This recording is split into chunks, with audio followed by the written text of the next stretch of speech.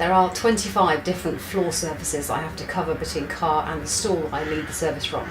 Tarmac, flagstones, doormats, carpets, door jambs, steps, Victorian heating pipes and platforms, pews and people that get in the way when they're trying to walk. All of those require a different level of thinking for each surface and each change of surface. We have a theology and a belief system in every church where we say everyone's welcome, and we really genuinely mean it.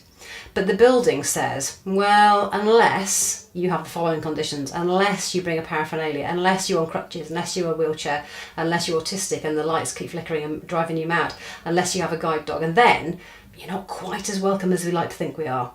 So either we have to change our theology and say not everyone's actually welcome, or we change the building in line with our theology.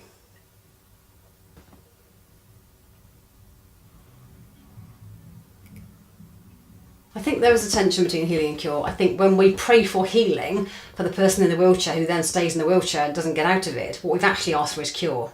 Healing to me is a right relationship with God, so receiving forgiveness. Cure is getting out of the wheelchair and not having the thing you came in with. And the man through the roof in the Gospels is a perfect example of this. He is healed, your sins are forgiven, and then he's cured, he gets up and walks. And to confuse the two, asking for one when you mean the other, is not helpful pastorally. A theology of disability depends on who's written it. So an able-bodied theology of disability says that disability is unfortunate and to be worked through and produces endurance. Disabled people who write a theology of disability say disability is about being made in the image of God, completely and utterly, fearfully and wonderfully made, and that a disabling condition is part of life, not to be pitied. There's no sense of being patronised or I'm so sorry for you. It's actually part of who we are. So disability is me, and I am disability, but not defined by and limited to in any way as though being a woman is defining and limiting, or being short is defining and limiting. It's just part of the mix.